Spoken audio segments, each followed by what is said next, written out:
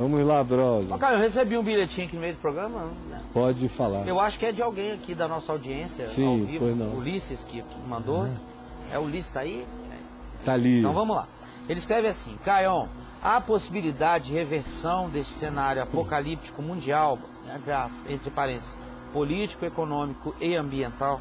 Ou realmente estamos vivendo, de fato, o fim dos tempos, irreversivelmente terrível?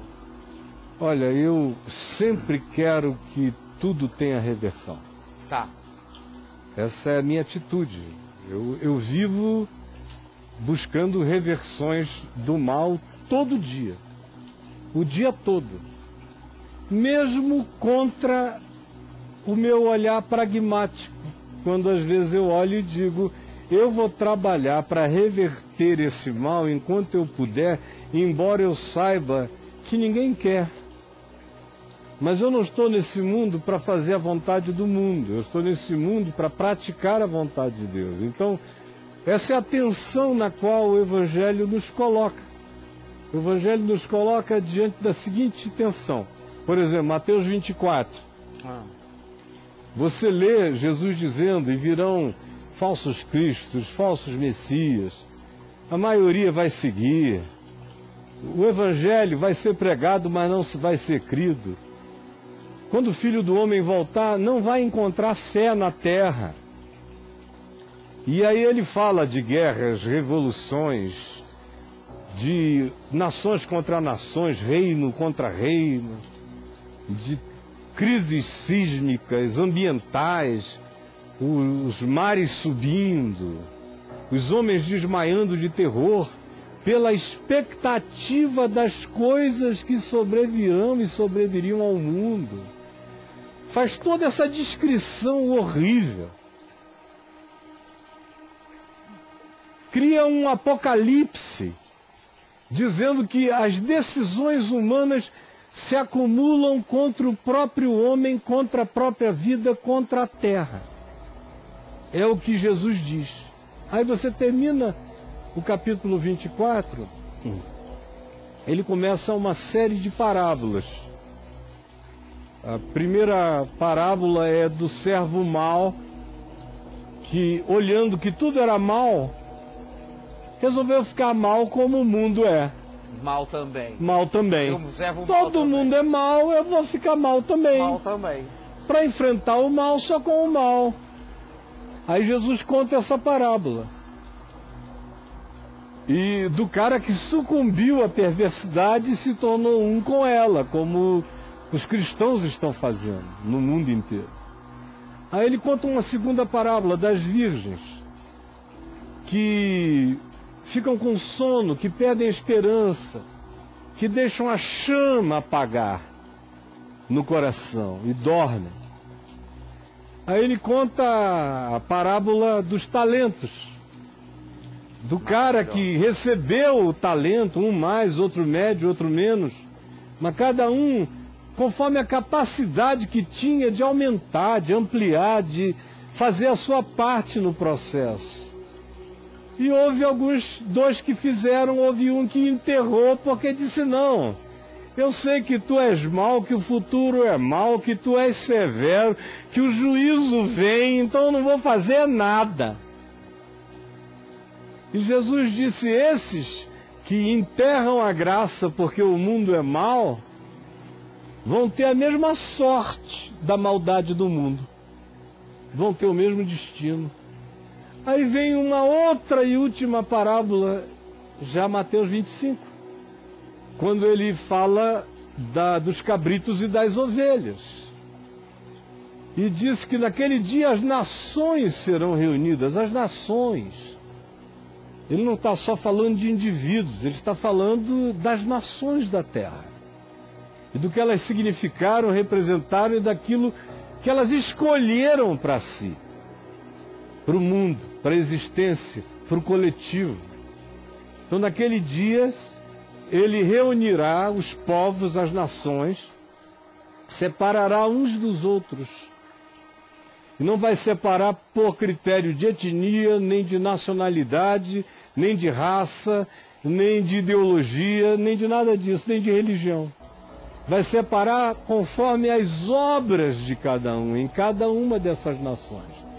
No fim, está cheio de crente no Irã, o maior avivamento que está acontecendo nesse milênio, nesses 20 anos, desses 20 anos do milênio atual, está acontecendo no Irã. Eu falei disso aqui em novembro do ano passado. Foi. Mostrei um pedaço de vídeo. Tinha um documentário, tem um documentário. É um negócio extraordinário o que está acontecendo, de gente se convertendo sem ninguém falando com ninguém. É no olhar, é no secreto, é proibido. É. E está explodindo. No meio dessa multidão aí está cheio de irmão. Para você que só leva a sério o humano que seja irmão, para mim todo humano é irmão. E aqueles que são da família da fé são pessoas com as quais eu me comunico melhor, né? Deveria, pelo menos. É por aí, né? Deveria, pelo menos. Está cheio de gente que faz a mesma confissão que eu faço, que eu ensino todo dia aqui. Então, naquele dia, Mateus 25, ele vai separar, vai tirar. Vai ter um monte de gente lá do prayer breakfast, do Trump, que vai ficar de fora, batendo na porta. É. Lá não é Brexit, não. É breakfast. Não, é breakfast. É, não é Brexit. É breakfast. Não. Mas breakfast. Ele tem o breakfast. É quebra do jejum. Essa é a palavra, literalmente, é quebra do jejum, é o café da manhã. Cafézinho dele. Então é o pré-breakfast. Breakfast. É, que o pessoal se reunia para orar pelo presidente. Virou uma instituição poderosa, é o maior lobby americano. Muitos desses vão bater na porta e não vão entrar. E tem um bocado de iraniano que já está dentro. Já está dentro. Ser entendido. Eles não entendem, mas chegará aquele dia em que ele separará uns dos outros como os cabritos das ovelhas. E dirá aos que estiverem à sua direita, as ovelhas: vinde, benditos do meu Pai, tomai posse do reino que vos está preparado desde antes da fundação do mundo. Porque eu tive fome e me destes de comer. Eu tive sede e me destes de beber.